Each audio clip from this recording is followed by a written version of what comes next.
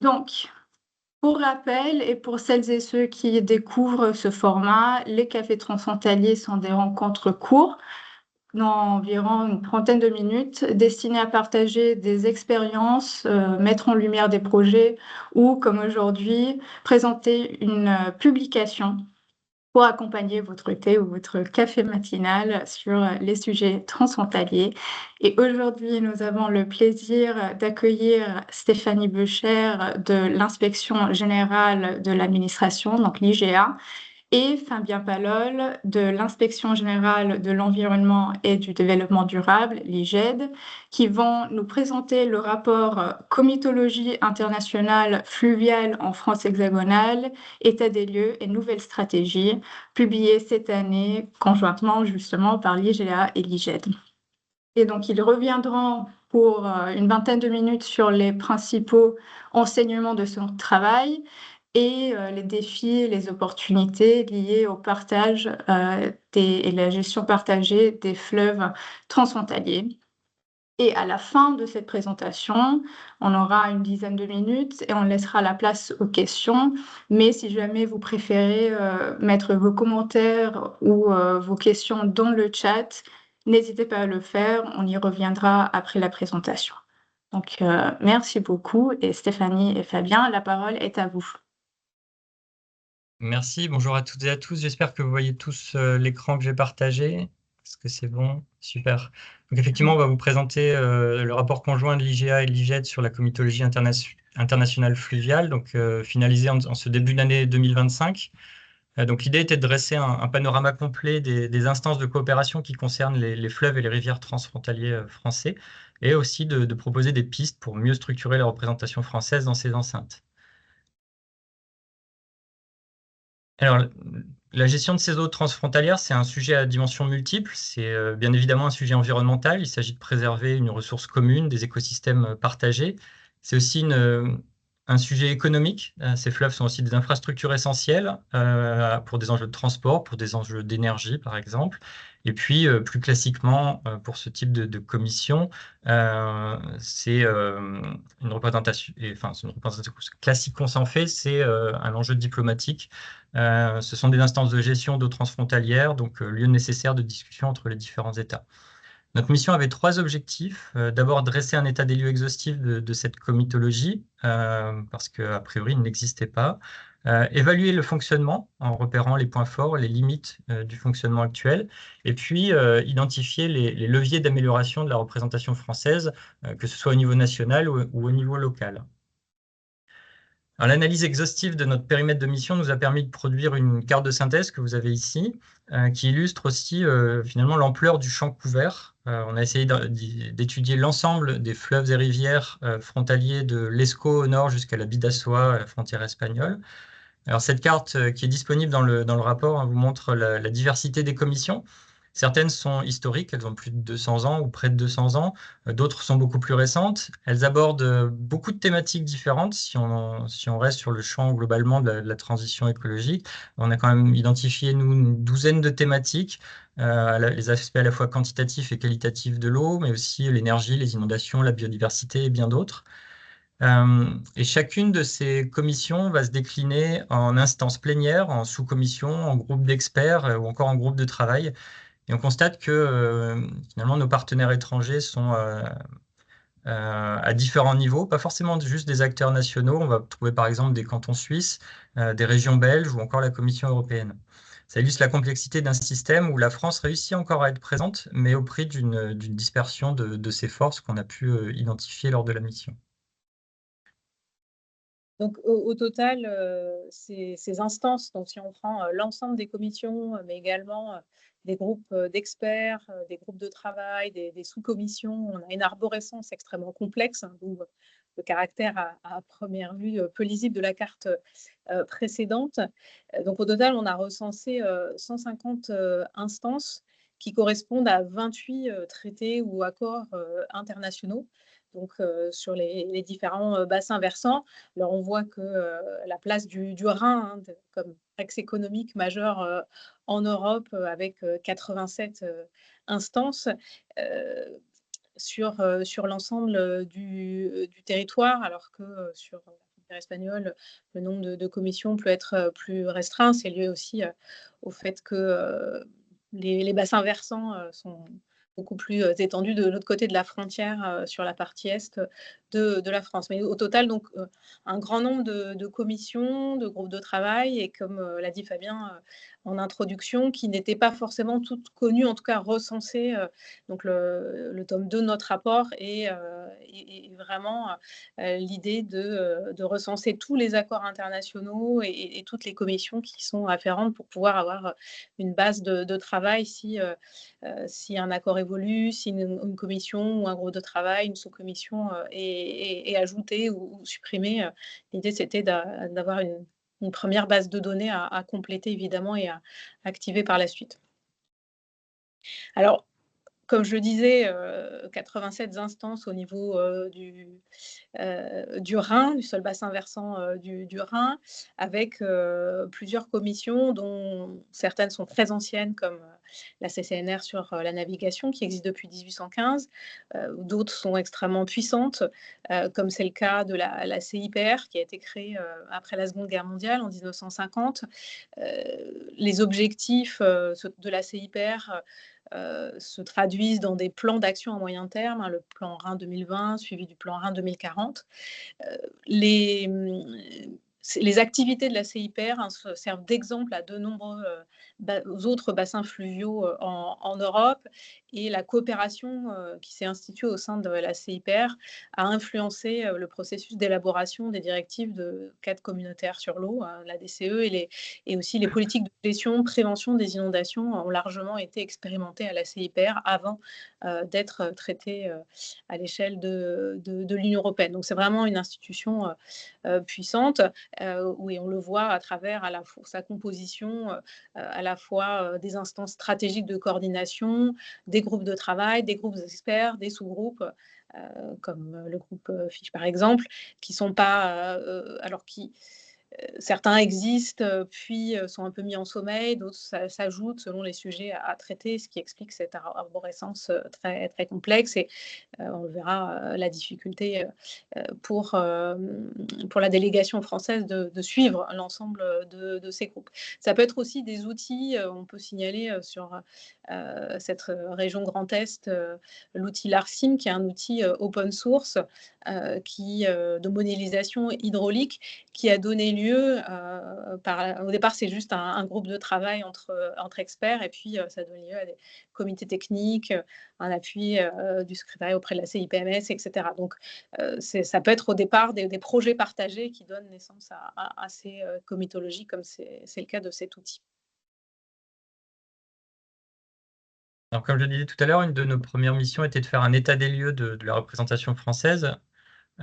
Le premier constat, c'est que 150 instances, on arrive encore à assurer une représentation dans l'ensemble de ces commissions ou groupes de travail, mais c'est de plus en plus difficile.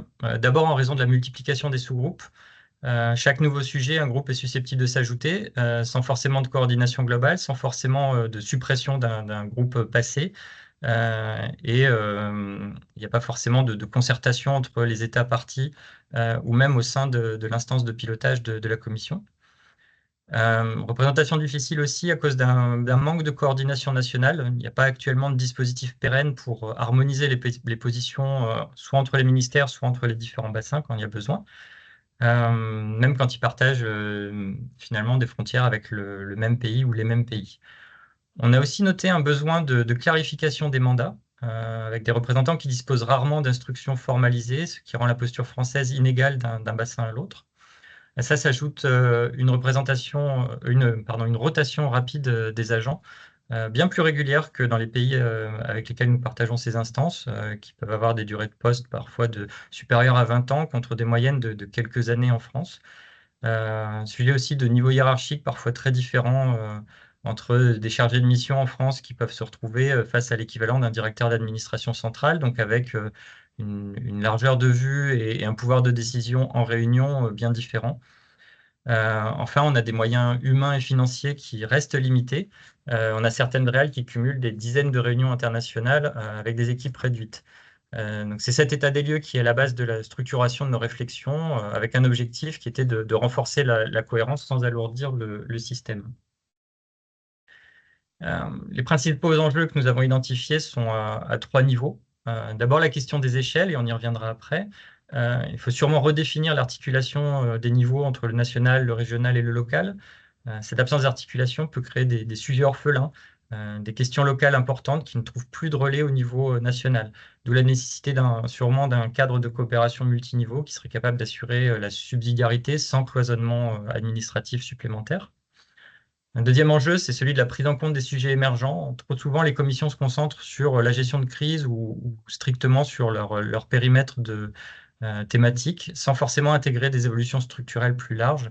Le changement climatique, les pollutions nouvelles comme les PFAS ou encore la gestion des étiages, par exemple, vont appeler une approche plus prospective et systémique. Et enfin, dernier enjeu, les enjeux diplomatiques.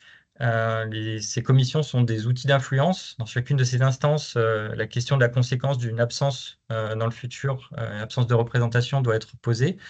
Plus largement, il est intéressant, je pense, de se poser la question de la politique d'influence qu'on souhaite avoir.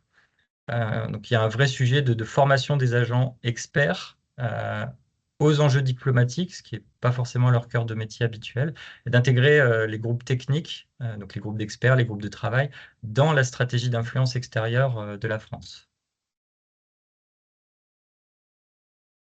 Stéphanie. Alors, on a voulu faire justement un focus sur cette question des échelles et interroger notamment la place de l'échelle locale et le rôle possible des collectivités. Parce que quand on regarde l'ensemble de ces commissions, finalement, elles sont assez peu présentes. Alors, dans la commission internationale de l'ESCO, il y a la métropole européenne de Lille. Au niveau du Léman, dans la CIPEL, il y a les collectivités gémapiennes riveraines qui peuvent être associées.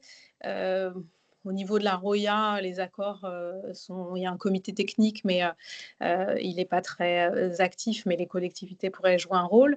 Et puis, au niveau de la frontière pyrénéenne, on a 7 cours d'eau transfrontaliers, mais il est apparu lors des entretiens que au niveau de la Bidassoa, la Nive, la Nivelle en particulier, les sujets locaux n'étaient pas forcément pris en compte parce que souvent, c'est des sujets qui ne sont pas des sujets DCE, ça va être des sujets pollution à l'échelle locale, de stations de mesure, des sujets de ce type-là. Et donc, il y a 2 cadres qui régissent en fait cette question de l'eau sur la frontière pyrénéenne. Il y a la conférence atlantique transpyrénéenne qui a été signée en 2007, mais qui est issue du traité de Bayonne de 1995, hein, qui a initié des approches bilatérales de coopération entre collectivités locales de part et d'autre de la frontière. Dans cette conférence atlantique transpyrénéenne, il y a énormément de sujets qui sont abordés. Ça peut être des problématiques très variables comme la coopération hospitalière, les ouvrages d'art, la prévention des drogues.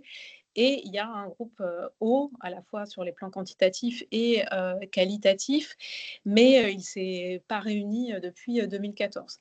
Et puis, il y a une charte de gestion des eaux partagées qui est issue d'un accord transfrontalier de décembre 2014, auquel participent essentiellement des collectivités, comme la communauté d'agglomération du Pays Basque, mais également l'Agence basque de l'eau, l'agence est associée à l'Agence de l'eau à Dour-Garonne. Il y a eu une volonté après 2020 de la communauté d'agglomération du Pays Basque de fusionner ces réseaux, mais c'est assez peu porté par les services de l'État et donc les collectivités se retrouvent un peu démunies et la gouvernance de l'eau est morcelée. C'est tel ou tel acteur qui se saisit d'un sujet et qui essaie de le porter. Donc cet exemple-là montre bien qu'il y a un vrai besoin de coordination multiniveau et même si certains sujets peuvent sembler anecdotiques à l'échelle nationale, ils ne le sont pas du tout à l'échelle locale et les commissions auxquelles ils pourraient être associés se réunissent finalement assez peu et il n'y a pas forcément de volonté des voisins, en particulier de l'Espagne, de porter des micro-sujets dans des grandes commissions transfrontalières. Donc il y a vraiment un travail à faire sur cette coordination multiniveau et peut-être intégrer plus de souplesse en donnant plus de pouvoir au préfet, de pouvoir régler un certain nombre de sujets, notamment sur les les stations de mesure, par exemple. Donc vraiment cette question est essentielle et ça renvoie à l'idée que développait Fabien, hein, sur trouver le bon niveau de subsidiarité. C'est pas toujours évident et notre tour de France hexagonale nous a permis de soulever quelques cas problématiques comme celui-là. La question des échelles, elle se voit aussi à travers la signature de nouveaux accords. Donc, ont été signés après le rendu de notre rapport, mais c'était vraiment en négociation, en consultation pendant notre mission. Donc, on a pu interroger de nombreux acteurs autour de ces accords sur le Rhône et le Léman signés le 4 septembre 2025. Alors, ces accords règlent, entre guillemets, une anomalie puisque le Rhône présente un certain nombre d'enjeux stratégiques et c'était le seul fleuve qui n'avait pas d'accord global. Il y avait énormément de conventions, de dispositifs parfois locaux sur la pêche, sur l'hydroélectricité. Sur les pollutions, etc. Mais il n'y avait pas d'accord global. Et pour ce qui est du Léman, finalement, depuis le 19e siècle, la Suisse, et en particulier le canton de Genève, avait la totale mainmise sur les niveaux d'eau et les débits. Donc, ces accords sont inédits de ce point de vue-là, parce que ça a permis vraiment de redonner une place formelle à la France dans ce travail transfrontalier. Donc il y a deux accords. Il y a la création d'une commission bilatérale de coordination, donc de niveau plus stratégique, qui va envisager, en particulier dans un contexte de changement climatique, les nouveaux enjeux, puisque au niveau de la Suisse, le barrage du Segé est alimenté par les glaciers. Dans un contexte de fonte des glaciers, il y a eu plusieurs périodes, des situations de crise, notamment en 2011, où les niveaux d'eau avaient baissé. Et donc, les Suisses avaient, de manière unilatérale, décidé de baisser les débits sur le Rhône, ce qui avait eu des conséquences sur des centrales en France, mais qui peut avoir des conséquences jusqu'en Camargue, sur des remontées d'eau salée, etc. Donc, les enjeux pour la France sont majeurs. Donc, c'est important qu'il y ait cette commission de coordination bilatérale. Et puis, un deuxième accord, plus de gestion de crise sur le Léman. Alors, sans que dans les accords soient inscrits des débits, puisque la Suisse a refusé d'avoir des chiffres, mais il y a un accord tacite en fait entre les deux parties. De ce qu'on avait compris lors de la mission, on n'a pas eu accès au texte final des accords, mais il y a un accord tacite autour de 80 mètres cubes secondes. Mais voilà, et l'idée, c'est en tout cas d'anticiper les crises et d'avoir une coordination, une concertation accrue sur ce sujet-là. Donc, de ce point de vue-là, c'est une avancée. Mais on peut regretter que, en fait, il fallait signer un accord avec la Suisse, donc notamment le ministère des Affaires étrangères, accepté un certain nombre de concessions, comme cette concession sur les débits, et puis que peut-être le sujet de la gestion de crise soit finalement le sujet le plus mis en avant, au-delà d'une approche encore plus systémique et globale, et sans prise en compte parfois de l'ensemble des enjeux locaux. Donc on voit bien là, le diplomatique a pu prendre le pas sur les enjeux techniques locaux. Et c'est un des grands éléments de notre rapport, c'est de dire qu'on a l'impression que certaines commissions sont plus diplomatiques. Et d'ailleurs, dans ces commissions, comme la CNR ou d'autres commissions sur le Rhin, l'État va être beaucoup plus présent, et en particulier le ministère des Affaires étrangères, alors que d'autres commissions vont être plus techniques, et c'est les services déconcentrés qui vont avoir plus la main. En fait, on a essayé de montrer que dans tous les bassins versants, il y avait souvent des enjeux à la fois techniques et stratégiques, et que séparer le technique du stratégique n'était pas forcément une bonne idée. Donc il y a vraiment ce double enjeu, articulation locale, globale, et puis en tout cas nationale et européen, et puis le technique et le stratégique.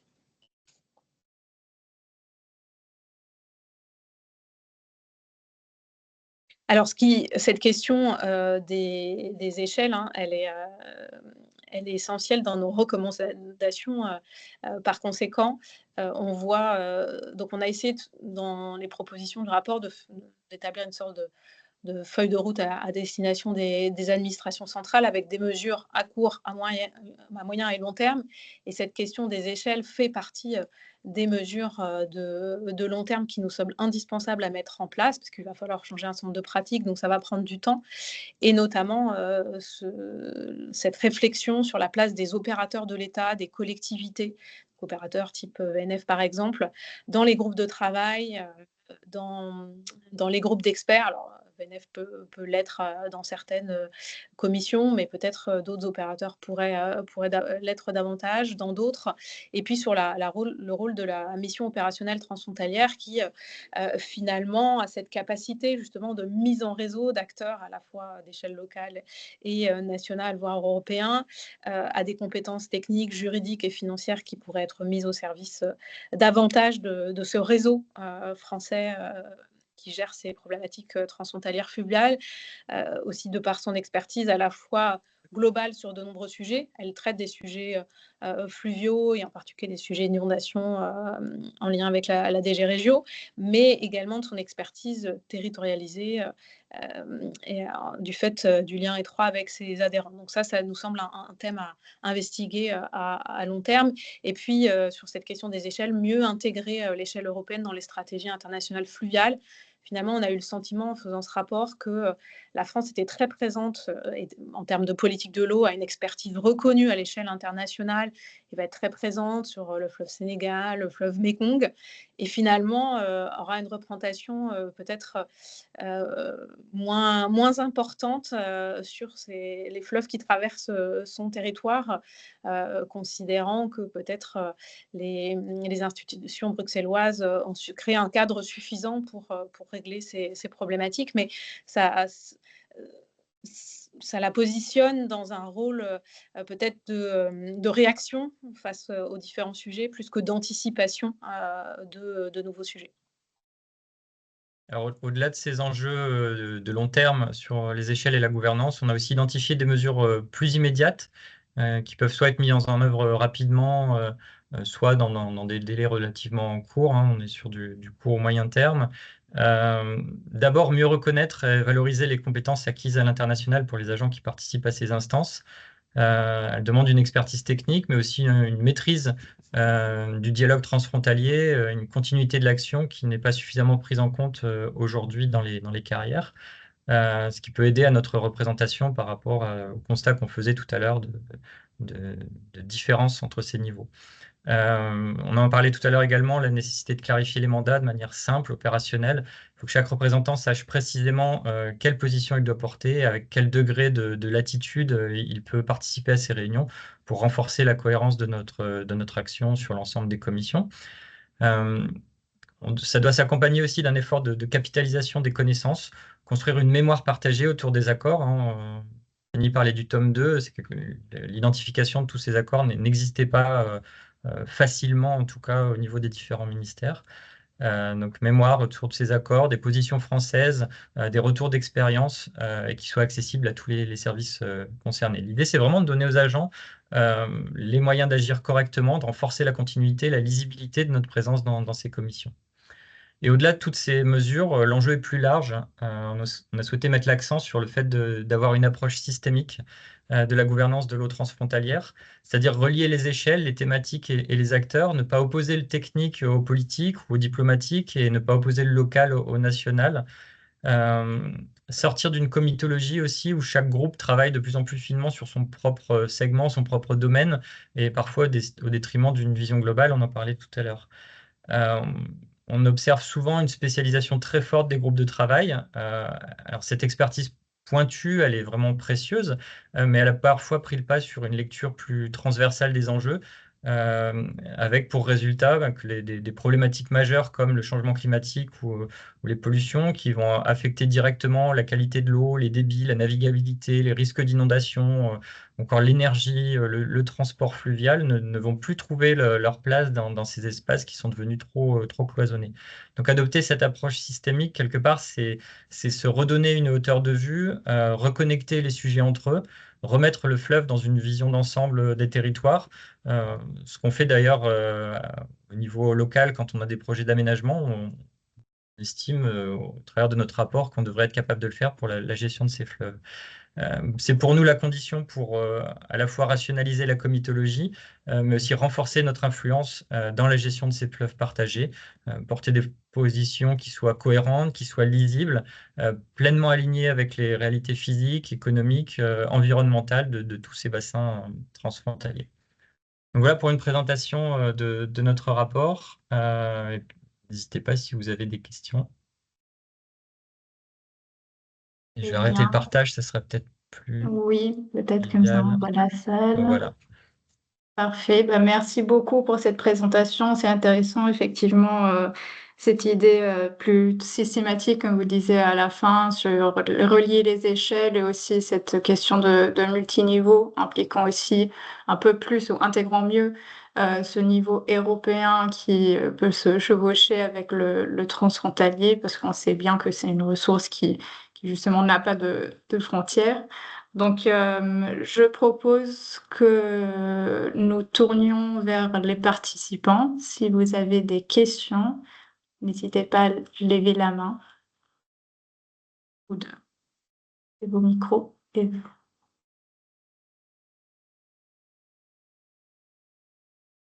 ou des commentaires. Oui, Jean. Oui, je vais faire la première intervention en espérant libérer la parole. N'hésitez surtout pas à vous exprimer. Non, moi, je voudrais vraiment vous féliciter. Ce rapport est remarquable et votre présentation très synthétique l'illustre encore mieux. Vous avez fait un travail extrêmement documenté, multiniveau. J'aime beaucoup les cartes qui sont extrêmement claires. Pour nous, ça rejoint vraiment ce qu'on comprend d'une façon générale du transfrontalier, c'est-à-dire à la fois l'importance de la prise en compte des enjeux locaux, mais de remonter évidemment dans les niveaux jusqu'au niveau européen. Le fait de ne pas séparer le diplomatique et le technique, hein, enfin, je dirais, c'est ce qu'on pourrait appeler une approche fonctionnelle. Donc, pour nous, ça rejoint complètement ce qu'on croit par rapport aux transfrontaliers. Après, vous dites du bien de nous. On n'est quand même qu'une petite équipe. On espère être à la hauteur de vos attentes aussi sur le sujet de l'eau. Mais pour ça, il faudrait évidemment qu'on puisse échanger. Et moi, j'aurais une question à vous poser. C'est comment ce rapport remarquable est reçu effectivement par les acteurs, par les ministères, les services déconcentrés, et qu'est-ce qu'on peut attendre dans les mois qui viennent des suites de ce rapport. Et en tout cas, le réseau de la mode sera enchanté de contribuer si vous le jugez utile.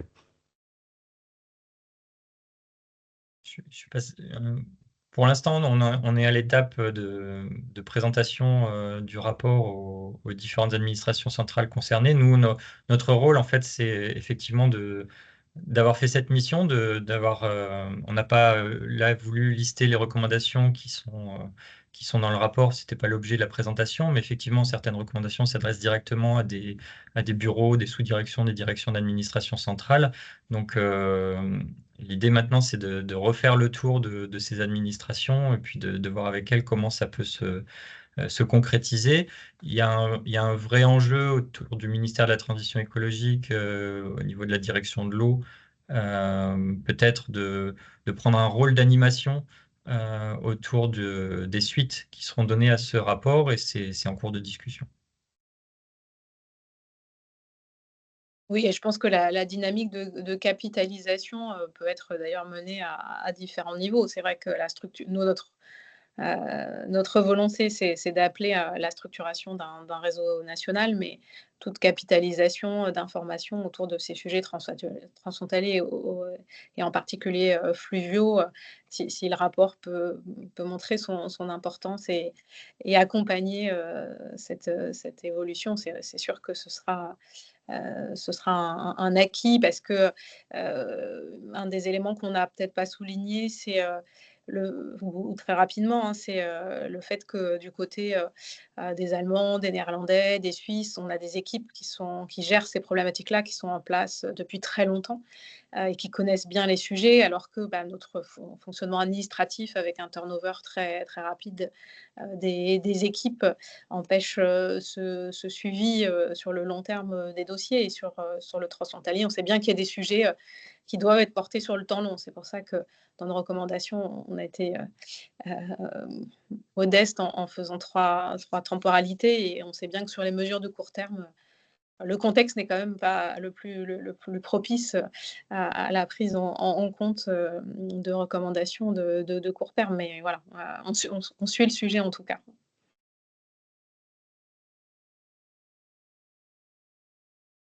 Et ce qui est un lien aussi avec ce que vous disiez avant sur cette capitalisation et mémoire partagée, qui est très intéressant.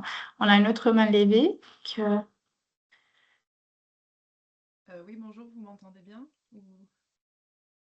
Non? C'est un peu doux, mais Le son est très très bas. Très bas. Alors, c'est bas parce que j'ai pas de casque, donc ça doit être le PC. Là, si je me rapproche, non, c'est peut-être... Ça va mieux, ça va mieux. C'est Oui. mieux, oui. Ok. Donc moi, je me présente, je suis Marion Quette, je suis chargée d'études à l'AGAP, donc l'Agence d'urbanisme Lorraine-Nord. Et donc, je travaille en ce moment pas mal sur les sujets de gouvernance de l'eau à l'échelle justement plutôt locale, mais aussi transfrontalière. Et justement, je trouve ça très intéressant le rapport que vous avez présenté.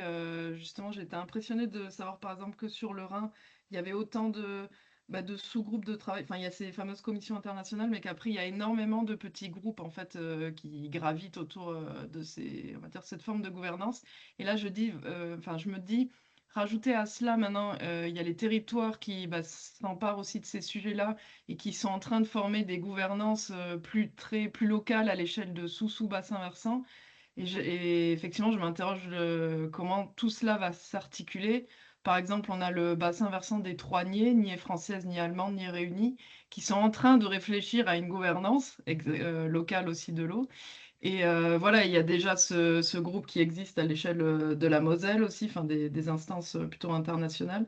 Et voilà, enfin, je me demande comment tout cela va s'articuler, effectivement, vu que côté français, j'ai l'impression que suite au plan national de l'eau là, de 2023, c'est vraiment quelque chose qui fait, sur les territoires, en fait, qui fait écho à vouloir se former voilà, sur des petits groupes, des petits bassins versants, alors qu'en face, comme vous avez dit, côté allemand, côté suisse, ils sont déjà apparemment bien outillés, enfin voilà, c'est des sujets qu'ils maîtrisent et qui, sur les termes de gouvernance, en tout cas, ils ont l'air assez préparés. Et voilà, et côté français, j'ai l'impression que c'est un peu comme d'habitude, mais il y a beaucoup, voilà, il y a beaucoup de choses. Et voilà, je me posais juste la question de comment tout cela va s'articuler.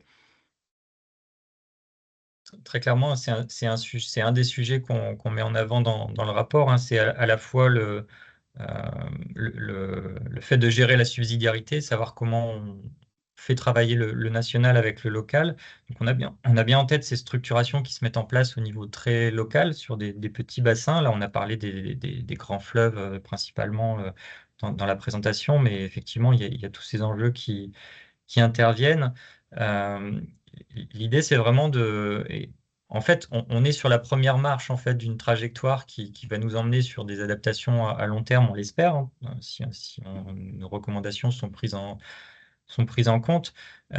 Déjà, la première marche, c'était d'identifier effectivement que sur le Rhin, on a 87 commissions, qu'en France, globalement, on en a Ouais. 150. Si on a essayé d'être exhaustif, mais après, il y a les choses très locales qu'on n'a peut-être pas encore vues. En tout cas, on a regardé ce qui concerne l'échelon national, c'est-à-dire les DREAL, les opérateurs de l'État, les directions d'administration centrale. Donc l'idée, c'est maintenant qu'on a fait cette identification, c'est que, comme je le disais, hein, que les services aussi, et via un portage peut-être par le niveau préfectoral, puissent regarder, poursuivre cet état des lieux avec le niveau local pour trouver les bons moyens de travailler, parce qu'il n'y aura pas un schéma classique qu'on va pouvoir utiliser sur l'ensemble des bassins. Oui, Il oui. va falloir faire du sur-mesure à chaque fois. Et c'est pour ça que c'est l'échelon, à mon avis, c'est l'échelon préfectoral qui peut être intéressant pour ça. Donc poursuivre notre travail d'identification par une compilation au niveau local de toutes ces instances, soit existantes, soit émergentes, pour essayer de regarder qui représente quoi et voir pour les instances existantes qu'on a pu vous présenter rapidement aujourd'hui, quelle pourrait être aussi la place du niveau local, au moins en retour d'information, même si ce n'est pas une participation active dans la réunion, mais au moins avoir un retour d'information qui permet aussi de bien articuler les différents niveaux. Donc, c'est pas une réponse précise de comment on fait. Je vous dis, pour moi, c'est une trajectoire qu'on démarre et on espère que qu'il va y avoir des suites et notamment ce partage d'identification entre le niveau national et le niveau local.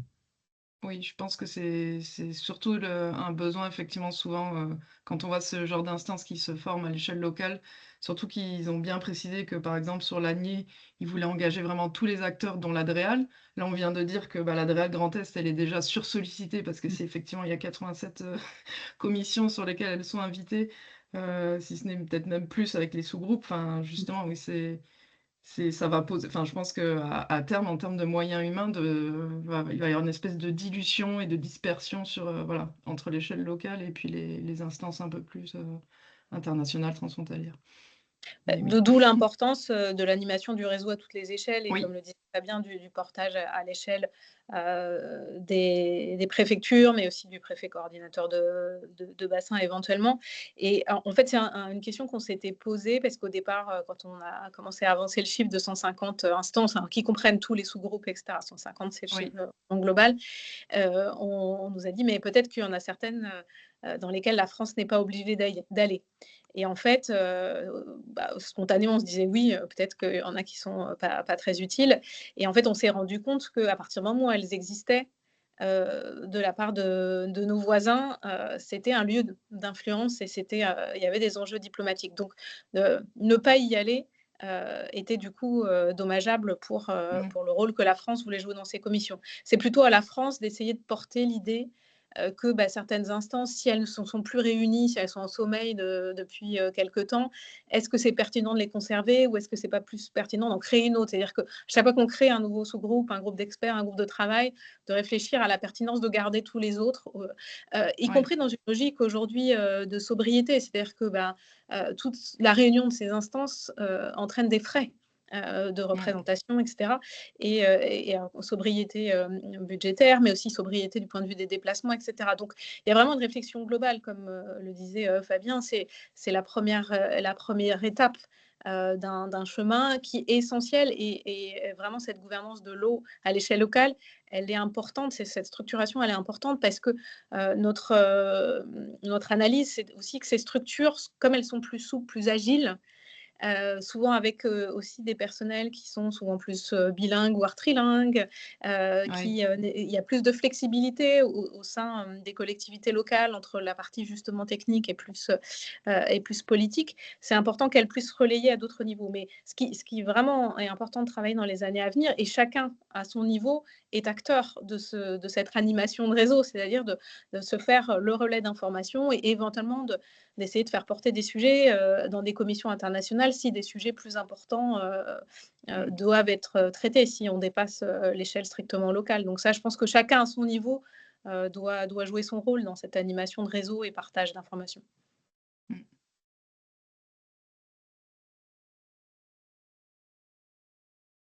Oui, on a une autre question. Alors bonjour, je suis désolé, j'arrive. Vous m'entendez? Oui. Oui. Oui, parfait. Je suis désolé, j'arrive pas à activer ma caméra, donc je vais être caché derrière l'anonymat de mon écran et je m'en excuse.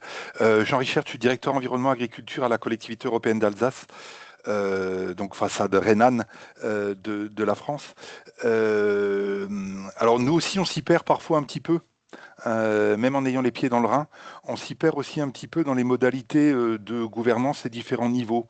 Donc ça, c'est plutôt un témoignage, mais ce que je voulais surtout évoquer dans ce cadre-là, c'est sur la logique de subsidiarité versus le reporting au niveau État. Alors certes, la subsidiarité est fondamentale, et enfin nous, collectivités, elle nous semble fondamentale. Pour autant, elle nécessite d'être définie comme une vraie subsidiarité. Parce qu'une subsidiarité réduite à simplement un rôle de reporting, c'est pas de la subsidiarité. Par contre, l'exercice est extrêmement compliqué, puisque dans des thématiques locales, on peut très rapidement se retrouver à percuter des sujets qui relèvent des sujets de diplomatie intergouvernementale. À parler d'énergie sur le Rhin, on est tout de suite dans le cas de l'exercice, enfin de l'application du traité de Versailles. Ce qui nous est rappelé. Donc cette espèce de continuum entre des enjeux locaux et les enjeux nationaux est pas simple du tout à définir. Je l'appelle de mes voeux, je pense qu'on est nombreux, mais il n'est pas simple du tout à définir. Et les passerelles se perdent un petit peu avec la multiplicité des comitologies, alors sur le Rhin en particulier. Et là, vous avez évoqué des comitologies spécifiques au fleuve et à l'eau, mais il y a au-delà de ça d'autres instances plus larges qui se focalisent aussi sur l'eau pour une partie de leur activité. Donc je pense même que le paysage est encore plus large que ce que vous avez rapporté dans le document. Voilà, c'est plus j'ai pas de solution, hein, mais c'est plus un peu un point de vue, un retour d'expérience et peut-être une interpellation sur ce sujet-là. Oui, ça c'était une question qu'on s'était posée sur la frontière Grand Est, c'est jusqu'où on allait dans le détail de commissions qui ne traitaient que marginalement des questions de fleuve et par souci de complétude du document et puis pour pas aller sur des terrains où il nous semblait que finalement le fleuve n'était pas central, on a réduit aux commissions qui traitaient spécifiquement, de par les traités ou les accords qui les avaient créés, de ces questions fluviales. Mais on a bien conscience, en particulier en Alsace, de la difficulté, hein, puisque y compris pour les services de l'État qui essayent de traiter tous ces sujets frontaliers, mais qui finalement n'ont pas, face à l'ampleur des sujets, pas forcément beaucoup plus de moyens, hein. En Grand Est, le SGAR, c'est SGAR E, le E pour européen, mais il n'a pas forcément plus de moyens que dans d'autres territoires pour gérer ces problématiques-là. Mais nous, ce qu'on a recommandé modestement dans le rapport, c'est qu'il y ait au moins une fois par an des réunions sous l'égide justement du préfet pour faire le point sur ces sujets transfrontaliers et en particulier fluviaux, pour que les différents acteurs justement ne soient pas perdus dans cette communauté très complexe et peut-être aussi essayer de hiérarchiser les priorités. Mais hiérarchiser les priorités sans pour autant mettre ces sujets fluviaux ou d'eau qui peuvent paraître moins importants que les questions de mobilité, par exemple, en Alsace, sans pour autant les laisser orphelins. Et c'est ça toute la difficulté dans un contexte où les moyens humains et financiers, que ce soit pour les services de l'État ou dans les administrations centrales sur ces sujets, sont quand même plutôt à la baisse. Donc, mais on n'a pas de réponse immédiate. C'est vraiment cette structuration qui va se faire au fil de l'eau, avec cette prise de conscience de la nécessité d'articuler. Vous avez parlé de continuum entre les enjeux locaux et internationaux, c'est vraiment ça. C'est vraiment l'esprit de notre rapport, c'est essayer de penser à différentes échelles ce continuum. Et ces échelles de subsidiarité, elles sont réfléchies sur certaines commissions, alors qui ne sont pas dans le périmètre de nos missions, justement, mais qu'on a pu regarder d'un petit peu plus loin. Sur le Léman, par exemple, où on a les cantons suisses qui vont à la fois discuter avec le niveau national français, mais sont très impliqués dans les relations, bien évidemment, avec le local. Et des réflexions, pourquoi pas, sur ces commissions existantes, de se dire, on peut avoir sur une session d'une journée, une matinée qui est réservée aux enjeux qu'on va discuter avec le national et élargir au local avec des enjeux mixtes l'après-midi, pour justement que dans d'autres commissions qui sont, elles, strictement locales, on puisse vraiment exercer cette subsidiarité sans être, comme vous le disiez, juste sur du reporting. C'est-à-dire que chacun a l'information au niveau où il doit l'avoir, quand il doit l'avoir, et ça fluidifie quelque part les échanges dans l'ensemble des instances, que ce soit celles dont on parle aujourd'hui ou celles plus larges qui vont traiter d'autres sujets. Sur le bord du Léman, on va traiter de l'eau comme on va traiter de la mobilité transfrontalière. Donc, bien évidemment, c'est hors de notre périmètre, mais il y a des choses qui peuvent justement se réfléchir pour intégrer les collectivités. Mais ça, effectivement, ça demande encore une fois une bonne identification, une bonne visibilité de ces différentes instances. Et on disait, un préfet, soit au niveau bassin quand c'est au niveau de l'eau, soit les préfectures de département, les sous-préfectures qui sont aussi actives dans certains endroits en France sur ces sujets.